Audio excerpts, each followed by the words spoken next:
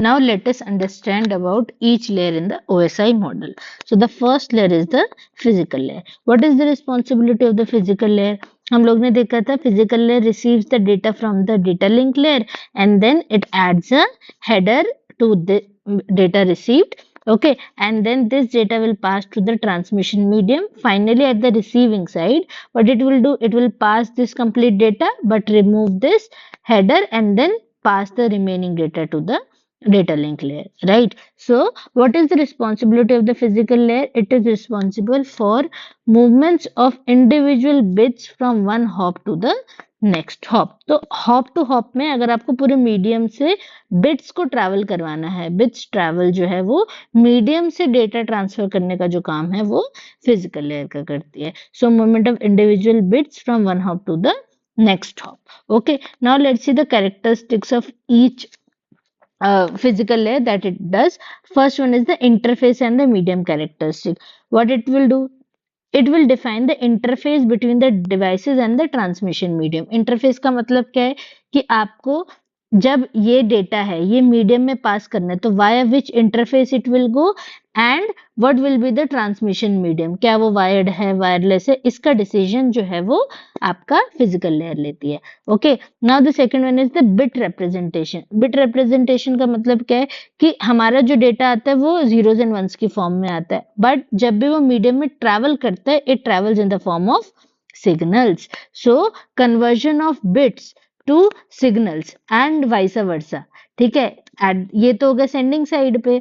Okay, and then at the receiving side signals to bits. ये जो आपका conversion है इसको पूरा का पूरा कौन गवर्न करता है? हमारी फिजिकल लेयर. ठीक है, अब इसकी एक एनालॉजी में देती हूँ अगर आपको. So consider this whole part as a highway. Okay, highway road. ठीक है, हाईवे रोड के अंदर आपका जो पूरा लेंथ ऑफ द रोड है इसे हम बोलते हैं बैंडविड्थ. ठीक है, पूरा complete length of the road is called as the bandwidth. अब बैंडविड्थ का फॉर्मूला क्या होता है? हमारे पास सिग्नल जो ट्रैवल करते हैं travel in the form of frequencies. ठीक है, so what is bandwidth? Highest frequency minus the lowest frequency. Lowest frequency is your bandwidth. तो इन दोनों के बीच में जितना भी हो गई हमारी पूरी बैंडविड्थ हुई.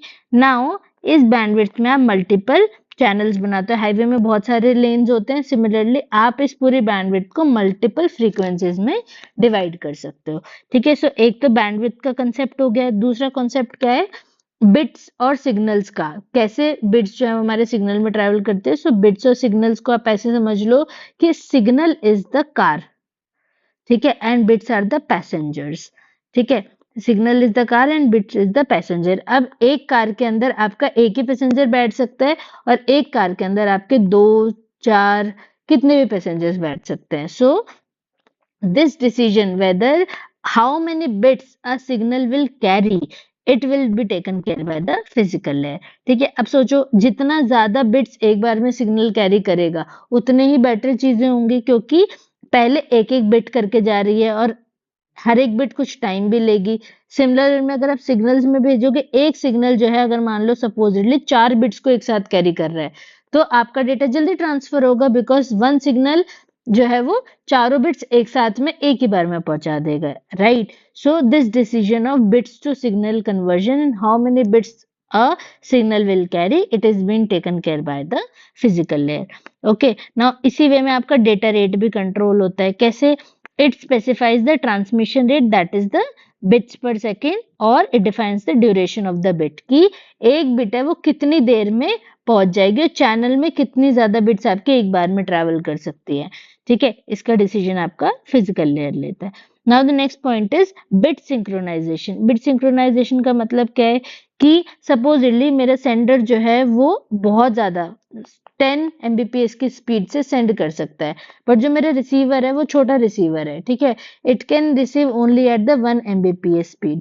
ठीक है, तो अब सेंडर तो बहुत ज्यादा सेंड करते चला जाएगा बट रिसीवर कहेगा कि मैं तो रिसीव कर ही नहीं सकता बिकॉज मेरी स्पीड में जो है वो मिसमैच है. सो सेंडर और रिसीवर की क्लॉक्स जो है वो सिंक्रोनाइज्ड हो, इसका इंश्योर कौन करता है? आपके physical layer.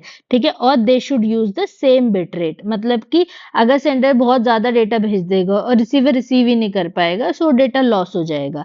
In the similar way अगर रिसीवर बहुत ज्यादा डेटा रिसीव कर सकता है बट सेंडर जो है वो थोड़ा ही डेटा भेज सकता है एक बारी में, तो इससे क्या होगा कि आपकी बहुत ज्यादा बैंडविड्थ जो है वो वेस्ट हो जाएगी, राइट। सो इस पूरे चीज का डिसीजन कि सेंडर और रिसीवर की क्लॉक जो है वो सिंक्रोनाइज्ड रहे, इसका डिसीजन कौन लेता है? आपकी physical layer.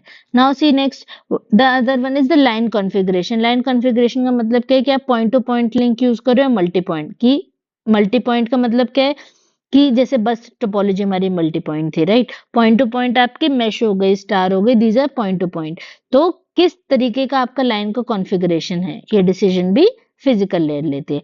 Then the topology, topology structure हम लोग ने देखा था ना in the previous video. Mesh, star, ring, bus और हाइब्रिड क्या है? इनमें से किसी का भी कॉम्बिनेशन आपका हाइब्रिड टोपोलॉजी है।